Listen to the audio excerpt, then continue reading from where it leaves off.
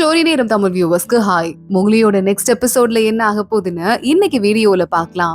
மோயா இன்னும் டென்ஷனாவே இருந்துட்டு இருக்கான். யாழி எந்த விஷயத்த தான் கிட்ட இருந்து மறைக்கிறா அப்படின்னு சொல்லிட்டு அப்பன்னு பார்த்து ஸ்பை ஏன்டா ஒய்ஃப கூட்டு வரல, எப்பயும் கூட்டே தானே சுத்துற இப்பலாம் அப்படின்னு கேட்க அவளுக்கு வெளியே வரத்துக்கு மூடு இல்ல, அதான் கூட்டு வரலன்னு சொல்லிட்டு சும்மா சமாளிக்க ஆரம்பிக்கிறான் மோயாவும். அப்ப வேகமா ஒயின் எல்லாம் வேற எடுத்து குடிக்க ஆரம்பிக்கிறான். ஏன்டா குடிக்கிற குடிக்காதடான்னு சொல்லிட்டு ஒய்ஃப் குடிக்க கூடாதுன்னு சொல்லியிருக்கான்னு ஸ்பை ஒரு பக்கம் கத்த ஆரம்பிக்கிறான். அப்ப அவனுக்கு லெட்டர் ஒண்ணு வருது. அந்த லெட்டர்ல ஒருத்தங்க எழுதியிருக்காங்க, வெளிநாட்டுல இருந்து நான் மறுபடியும் கேபிட்டல் சிட்டிக்கு வர போறேன், வரும்போது உன்னை வந்து மீட் பண்றேன் அப்படின்னு. அதை பார்த்துட்டு ஸ்பை பயங்கரமா ஹாப்பி ஆயிடுறான். யாரா அது வரப்போறது, இப்படி பல்ல காட்டுற அப்படின்னு மோயா கேட்டுட்டு இருக்க. அதுடா ஒரு பழைய ஃப்ரெண்ட்ரா, கொஞ்சம் வருஷத்துக்கு முன்னாடி ஃபர் பிசினஸ் பண்ணிட்டு இருந்தால அந்த காலத்துல அப்படின்னு ஸ்பை ஆரம்பிக்கிறான். ஸ்பை அங்க இருந்து நிறைய விலை மதிக்க முடியாத ஃபர் எல்லாம் ஒரு வண்டி நிறைய வச்சுட்டு பாலைவனத்துல இழுத்துட்டு வந்துட்டு இருக்கான். ரொம்ப டயர்டாயி ரெஸ்ட் எடுக்கும் போது அங்க வர ஒரு ஆளு இவங்க கிட்ட தண்ணிய புடிச்சு கடன் குடிச்சிடுறாங்க. அது ஒரு பொண்ணு தான், ஆனா பையன் வேஷத்துல இருக்க ஒரு பொண்ணு. ஆனா ஸ்பை அத பையன் நினைச்சிட்டு, யாரா நீ, எதுக்குடா என் தண்ணிய குடிச்ச, இத கடந்து போவேனாமா அப்படின்னு கேட்டுட்டு இருக்கான். அந்த பொண்ணு பாத்துட்டு, டேய் வேணா சேர்ந்து போலாமாடா, டிராவல் பண்றதுக்கு தனிமையே தெரியாதுல்ல அப்படின்னு கேக்குறா. ரெண்டு பேரும் அப்புறம் ஒன்னா சேர்ந்துக்கிறாங்க, டிராவல் பண்ண ஆரம்பிக்கிறாங்க. பாலைவனத்திலேயே ரொம்ப நாள் டிராவல் பண்றாங்க. அவங்க சாப்பாடை ஷேர் பண்ணிக்கிறாங்க அப்படின்னு சொல்லிட்டு ரொம்ப க்ளோஸ் ஆயிடுறாங்க.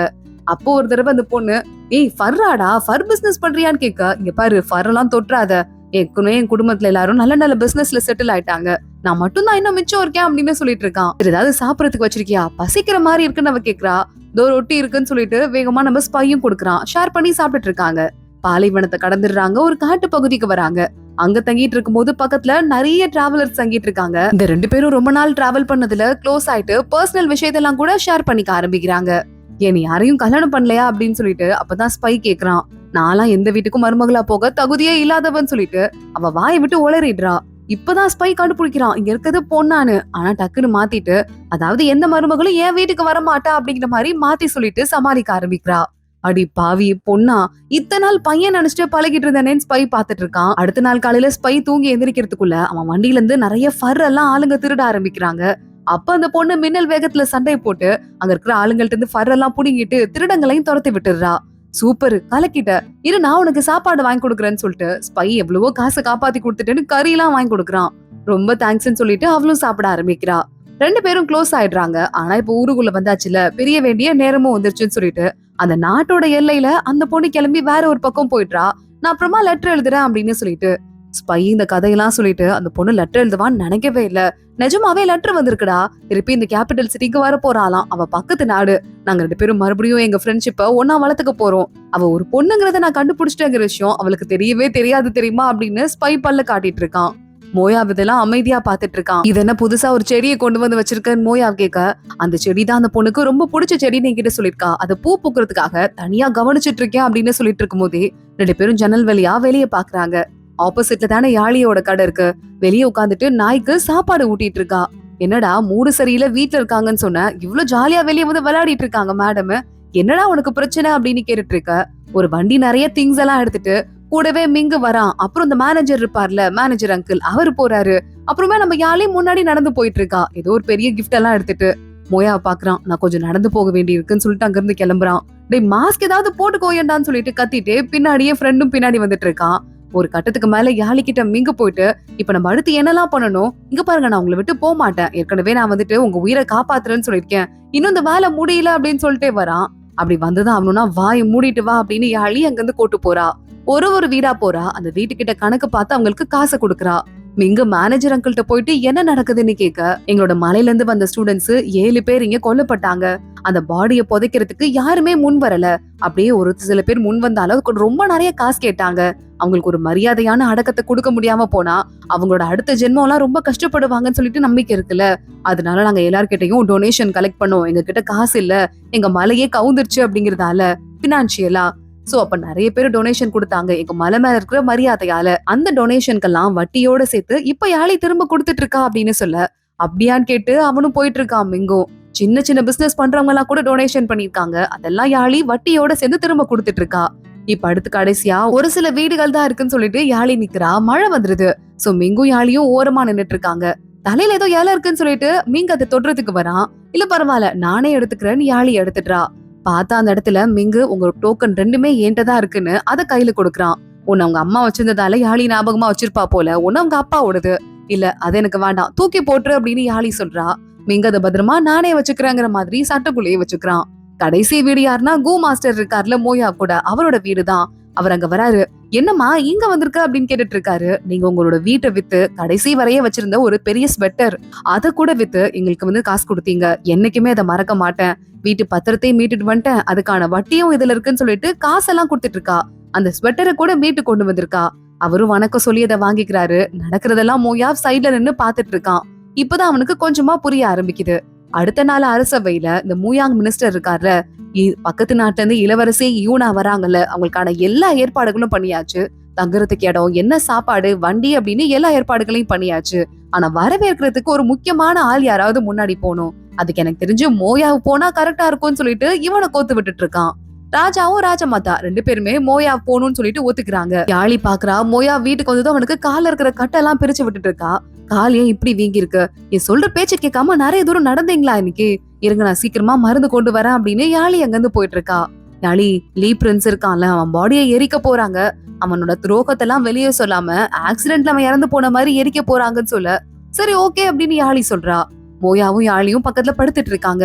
யாழி, உனக்கு நாய்க்குட்டி ஏதாவது வாங்கி தரவா, இல்ல பூனைக்குட்டி, அது இன்னும் ஈஸியா இருக்கும்லன்னு கேட்க, அதெல்லாம் எதுவும் வேண்டாம். எங்க அம்மா சின்ன வயசுல எனக்கு ஒரு பறவையை கொடுத்தாங்க.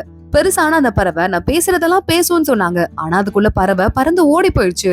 அப்புறம் அதுக்கு பதிலா எங்க அம்மா வேற ஒரு பறவையை கொண்டு வந்து இதான் அந்த பறவை என்கிட்ட போய் சொன்னாங்க. நான் ஆனா அப்ப முடிவு பண்ணேன், நமக்குன்ட்டு எதுவுமே இருக்கவே இருக்காது, எல்லாமே அதுக்குன்னு ஒரு காலம் வந்ததும் போயிடும் நம்மள விட்டு பிரிஞ்சுன்னு.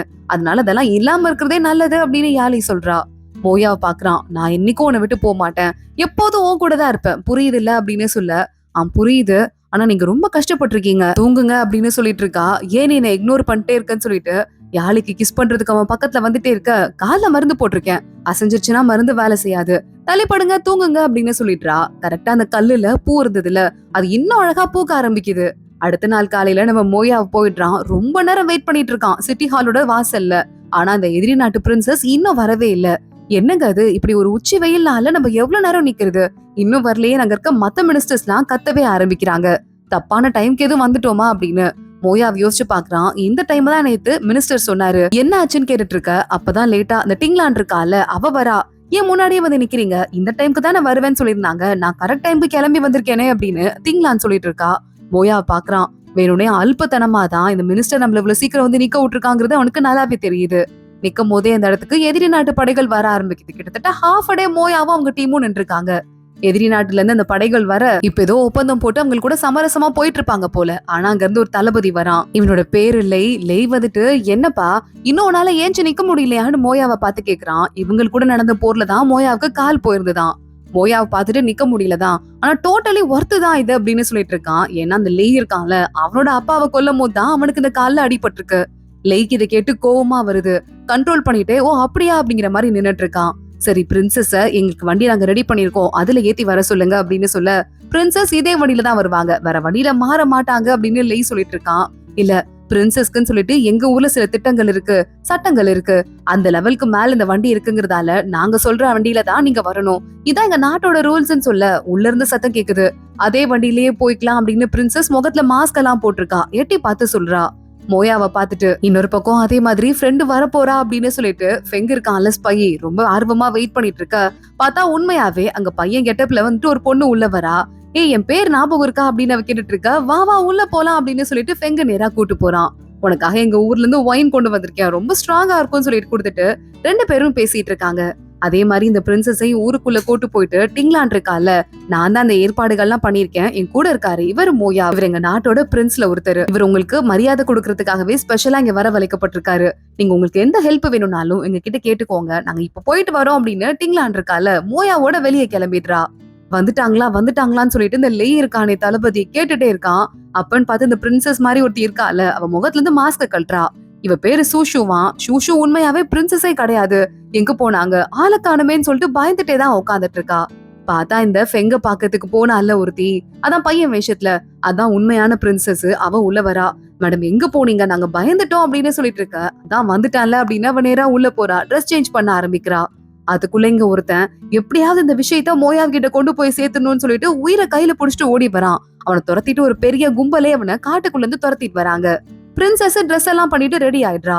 பக்கத்து அந்த ஷூன்னு சொல்லிட்டு ஒரு பொண்ணு இருந்தால, நேத்து நைட் நீங்க நல்ல வேலை வந்துட்டீங்க, இல்லன்னா மாட்டிருப்போன்னு சொல்ல, என்னம்மா மோயாவை பார்த்ததும் உனக்கு மனசெல்லாம் ஒரு மாதிரி துடிக்குது போலகின்னு பிரின்சஸ் கேக்குறா. ஷூ பாக்குறா. சின்ன வயசுல எனக்கும் இந்த பையனுக்கும் என்கேஜ்மெண்ட் ஆயிருந்தது உண்மைதான். ஆனா அதுக்கப்புறமா எங்களை நாடு கடத்திட்டாங்க எங்க ஃபேமிலிய. நாங்க அந்த எதிரி நாடுல வந்து செட்டில் ஆயிட்டோம். அதனால எனக்கும் அவனுக்கும் எந்த சம்பந்தமும் இல்லன்னு ஆயிடுச்சுன்னு சொல்ல, இப்ப அந்த பையனுக்கு கல்யாணம் ஆயிடுச்சு. முறைப்படி ஒரு பிரின்சஸ் அவன் வாழ்க்கையில வந்துட்டா. இதுக்கு மேல அவனை பத்தி நீ தேவையில்லாம யோசிக்காத அப்படின்னு பிரின்சஸ் சொல்லிட்டு இருக்கா. அப்படியே ஆகட்டும்னு ஷூ சொல்றா. இந்த நாட்டுக்காரங்க எல்லாம் சேர்ந்து இப்ப புதுசா அரண்மனையில வரவேற்கிறதுக்கு ஒரு ஃபங்க்ஷன் மாதிரி இருக்கு, அங்கதான் கிளம்பி போயிட்டு இருக்காங்க. வாசல்ல அடுத்தவங்களை வரவேற்கிறதுக்கு மோயா வியாழி 2 பேரும் வெயிட் பண்ணிருக்காங்க. ஏன்னா மோயாவ் தான் அந்த தலைமை ஏத்து நடத்துறாங்கிறதால ஆளுங்க வர வர யார் யார் என்னென்ன அப்படின்னு சொல்லிட்டு யாழி கிட்ட மோயாவ் எக்ஸ்பிளைன் பண்ணிட்டு இருக்கான். அதே மாதிரி இந்த மினிஸ்டர் இருக்கானே மூயாங் மினிஸ்டர், அவன் உள்ள போறான். உள்ள டிங்லான பாத்துட்டு பேச ஆரம்பிக்க மூயாங் மினிஸ்டர் கூட பையன் அப்புறமா நம்ம சின்ன இருக்கான்ல 2 பேருமே போயிருக்காங்க. என்னம்மா டிங்லான், உனக்கு கூட இன்னும் கல்யாணம் ஆகல, எனக்கு கூட ஒரு பையன் இருக்கான்னு சொல்லிட்டு அவனை பத்தி காட்ட ஆரம்பிக்க, டிங்லான் எதை பத்தியும் கண்டுக்காமலே ஹலோ நல்லா இருக்கீங்களா அப்படின்னு கேட்டு கேஷுவலா நின்னுட்டு இருக்கா. மறுபடியும் இந்த டிங்லான பாத்துட்டு குறுக்குறுன்னு இவளா இந்த இடத்துலயா ராஜ குடும்பத்து பொண்ணா இவங்கிற மாதிரி சின்ன யோசிக்க ஆரம்பிக்கிறான். இளவரசி இந்த தளபதியிலே எல்லாரும் போறாங்க, கூடவே ஷூவும் போறா. அத்தனை பேரும் நான் ராஜா மாதா முன்னாடியும் ராஜா முன்னாடியும் வணக்கம் போடுறாங்க. விருந்து ஸ்டார்ட் ஆகவும் ஆரம்பிக்குது. அப்பயும் இந்த ஷூ அப்பப்போ குறுன்னு நம்ம மோயாவையே பாத்துட்டு இருக்க. அந்த ப்ளூ கலர் ட்ரெஸ் யாரு, வச்சுக்கன்னு வாங்காம உங்களே பாத்துட்டு இருக்கா அப்படின்னு கேட்க, நேத்து இளவரசியா இருந்தது இளவரசி கிடையாது, இந்த பொண்ணுதான் இளவரசி கெட்டப்ல இருந்தா. இளவரசி சாதாரண ஆள் கிடையாது, அவங்க அப்பா கிட்ட இருந்து ராஜா பதவியை கொடுத்து இவ ஒருத்தியாவே அவங்க அண்ணனை ராஜாவா மாத்தினவ, அவளுக்கு எந்த பயமும் கிடையாதுன்னு சொல்ல, அப்ப அவ இங்க கல்யாணம் பண்ணிக்கணும்னா கிட்டத்தட்ட எந்த பையனுமே இங்க இருக்கிறவ செட்டில் ஆக மாட்டானே அப்படின்னு சொல்லிட்டு யாழி சொல்லிட்டு இருக்கா. மோயாவது ராஜமாதாவோட கவலை ராஜா கவலை, நமக்கு எதுக்கு அப்படின்னு சொல்லிட்டு சிரிச்சிட்டு இருக்கான். கரெக்டா போறத ஏஞ்சிட்டு, ஆமாங்க நீங்க இளவரசியா இருக்கலாம் அப்படின்னு பிரின்சஸ் வந்திருக்கால, ஆனாலும் உங்க அப்பா நல்லாதான் இருக்காரு, நல்ல ஆரோக்கியமா இருக்காரு, அவர்கிட்ட இருந்து நாட்டை புடுங்கி ஒண்ணுமே முடியாத உங்க தம்பி கிட்ட கொடுத்துருக்கீங்க. ஏன்னா உங்க பிரதர் கிட்ட கொடுத்தது மூலமா அந்த நாட்டை நீங்களே கண்ட்ரோல் பண்ணலாம் பாருங்க, அதுக்காக தான் அப்படி பண்றீங்க, நீங்க எல்லாம் ரொம்ப மோசமான ஆளுங்கன்னு சொல்ல, ஏங்க அந்த காலத்து ஆளுங்க மாதிரியே பேசுறீங்க, பொண்ணுங்க உங்க அம்மா உங்களை பெத்து வளர்த்திருக்காங்கல்ல, ஏன் உங்களுக்கு ஒண்ணும் தெரியாதுன்னு நினைச்சிட்டு இருக்கீங்களா என்ன, லேடிஸ் தான் அவ்வளவு மட்டமா அப்படின்னு பிரின்சஸ் கேட்டுட்டு இருக்கா. ராஜமாதா பாக்குறா. ஓ சரிம்மா சமாதானம் ஆயிடு, அந்த பையன் ஏதோ தெரியாம பேசிட்டான். யாழி நீ என்னமா நினைக்கிறத பத்தின்னு கேட்க, யாழி சும்மாவே எல்லாரையும் புகழ்ந்து பேசுவா. இங்க பாருங்க பிரின்சஸ், ரொம்ப அழகா இருக்கீங்க, ஒரு பொண்ணான எனக்கு இவ்ளோ அழகா இவ்ளோ கெத்தா ஒரு பொண்ணு இருக்க முடியுமான்னு பொறாமை ஏற்படுத்துது, ஒரு மாதிரியான ஒரு பிம்பத்தை தோற்றுவிக்குது. ஆனா அவங்க எல்லாம் ஆம்பளைங்க, அவங்களுக்கு உங்களை பாத்துருக்கிற பொறாம தான் இப்படி ஒரு வார்த்தையா வெளியே வருது. சோ இந்த மாதிரி பொறாம இருக்கிற ஆம்பளைங்களோட வார்த்தைய சீரியஸா எடுத்துக்காதீங்கன்னு சொல்ல, அவ ரொம்ப தேங்க்ஸ்ன்னு பிரின்சஸும் சொல்லிட்டு இருக்கா. அப்ப அங்க ஒருத்தர் இருக்காரு, மாதுளம் பழத்தை முதல் தடவை பாக்குறாரு போல, அப்படியே ஆப்பிள் மாதிரி கடிக்க, ஐயோ பல்லே வலிக்குதேன்னு சொல்லிட்டு இருக்காரு. யாழி இந்த மாதிரி கட் பண்ணிக்கணும் சார், அப்புறம் அதை சாப்பிடணும் உள்ள இருக்க சொல்லுங்கன்னு சொல்ல, பிரமாதமா இருக்குன்னு சொல்றாரு. இவர் ஆஸ்ட்ரானமில ரொம்ப ஃபேமஸான ஆள் போல, நீங்க அதை பத்தி ரொம்ப நிறைய எழுதிருக்கீங்க, நான் படிச்சிருக்கேன் அப்படின்னு யாழி சொல்றா. அதை படிச்சிருக்க ஒரு பொண்ணா, கண்டிப்பாமா எனக்கு ரொம்ப பெருமையா இருக்கு உங்களை மாதிரி ஒரு பொண்ணை பார்த்ததுன்னு அவர் பேசிட்டு இருக்காரு. நீங்க ஏதாவது டவுட் இருந்ததுன்னா எப்ப வேணா என்கிட்ட வந்து கேட்கலாம் அப்படின்னு சொல்லிட்டு இருக்காரு. ஆமா எனக்கு டவுட் இருக்கு, இப்ப வேணாங்க சரியா இருக்காது, நான் இன்னொரு நாள் உங்களை முறைப்படி மீட் பண்ண வரேன் அப்படின்னு யாழி சொல்லிட்டு இருக்கா. இங்கிலாந்து கொஞ்சம் ஓவரா குடிச்சிட்டேன், நான் இங்க இருந்து கிளம்புறேன் அப்படின்னு அங்க இருந்து கிளம்பிட்டு இருக்கா. அப்போ இந்த லை ஏச்சு வரான். சரி இது சும்மா ஒரு ஒயின் பார்ட்டியா மட்டும் மாறிடக்கூடாது, யாரு பெரிய ஆளுன்னு மோதி பாத்துக்கலாமா அப்படின்னு சொல்லிட்டு கேட்டுட்டு இருக்கான். இத பாத்துட்டு அந்த பிரின்சஸ்கே கூட அவ்வளவா பிடிக்கல. மோயாவை அமைதியா பாத்துட்டு இருக்கும் போது மோயாவையே யாழி வர பாத்துட்டே இருக்கா. கரெக்டா அந்த போனால சிங்லான், அவ போயிட்டு இருக்கும் போது சின்னங்க தனியா உட்காந்துட்டு இருக்கான். என்னப்பா நீ அந்த மூயாங் மினிஸ்டர்ட்ட வேலை பாக்குறியா, எவ்வளவு சம்பளம் கொடுக்குறாரு, அதை விட டபுள் மடங்கு ட்ரிபிள் மடங்கு நான் தரேன், என் 10 மடங்கு நான் தரேன், நீ எனக்காக வேலை பாருன்ட்டீங்களான்னு சொல்றா. இத்தனை நாள் இவன் மேல ஒரு பயங்கரமான இம்ப்ரெஷன் வச்சிருந்தான்ல, என்னால வர முடியாது, எனக்கு அது தேவையும் கிடையாதுன்னு சொல்லிட்டு டிங்லான் கொடுத்த கர்ச்சிப் எடுத்து கீழே வச்சுட்டு அங்க இருந்து சின்ன கிளம்பி போயிடுறான். இங்க அதே நேரத்துல மோயாவுக்கு இன்ஃபர்மேஷன் சொல்றதுக்காக ஒருத்தன் ஓடியே வந்தானே, பின்னாடி ஆளுங்க துரத்த ஓடி வந்துட்டு அந்த லெட்டரை நம்ம கு மாஸ்டர் கிட்ட கொடுத்துட்டு அப்படியே மயங்கி விழுந்துடுறான். லெட்டரை கு மாஸ்டர் படிக்கிறாரு. இங்க அதே நேரத்துல இந்த லேய் கிட்ட சண்டை போடுறதுக்கு இந்த நாட்டுக்கார ஒருத்தன் வந்துடுறான். மோயா சொல்லிட்டு இருக்கான் யாழி கிட்ட, என்னதான் சண்டை போட்டாலும் லேய் மாதிரி ஒரு கொடூரமான ஒரு ஆள் கிட்ட சண்டை போடுறதுக்கு இங்க இருக்கிற யாருக்கும் அவ்வளவா பத்தாது அப்படின்னு சொல்லிட்டு இருக்கான். அதே மாதிரி அந்த பையனும் பயங்கரமா தோத்து போயிடுறான். அப்பன்னு பார்த்து கோ மாஸ்டர் கூப்பிடுறாரு அப்படின்னு தகவல் வர, நான் என்னன்னு பாத்துட்டு வந்துட்டேன், ஏதோ அர்ஜென்ட் போல அப்படின்னு மோயா வெளியே போறான். கு மாஸ்டர் வராரு. அந்த லேய் கூட சேர்ந்து கண்டிப்பா ஏதோ ஒரு சூழ்ச்சி நடக்க போகுது போல. மூயாங் மினிஸ்டருக்கும் இதுல சம்பந்தம் இருக்கு. நம்ம பாத்துட்டு சும்மா இருக்க கூடாது அப்படின்னு சொல்ல, நான் உள்ள போறேன் அப்படின்னு மோயா உள்ள போறான். அப்ப ஆளுங்க வந்து ராஜா நீங்க அவசரமா போறத பாத்தாராம். சோ அதனால ஏதாவது முக்கியமான விஷயமா பாக்கணுமான்னு கேக்குறாருன்னு சொல்ல, ஆமா நான் ராஜாவை பாக்கணும் அப்படின்னு மோயா சொல்லிட்டு இருக்கான். அதே மாதிரி சின்னும் வந்துட்டு இங்க பாருங்க மோயாவுக்கு ஏதோ ரகசிய லெட்டர் வந்திருக்கு அப்படின்னு சொல்ல, மோயாங் மினிஸ்டரும் அங்க இருந்து நான் என்னன்னு பாத்துக்கிறேன்னு கிளம்பி போயிடுறான். இங்க இந்த லேய் கிட்ட சண்டை போட்ட ஆளு ரொம்ப மோசமா தோத்து போயிருக்கான். பயங்கரமா உடம்பே அடிபட்டிருக்கு.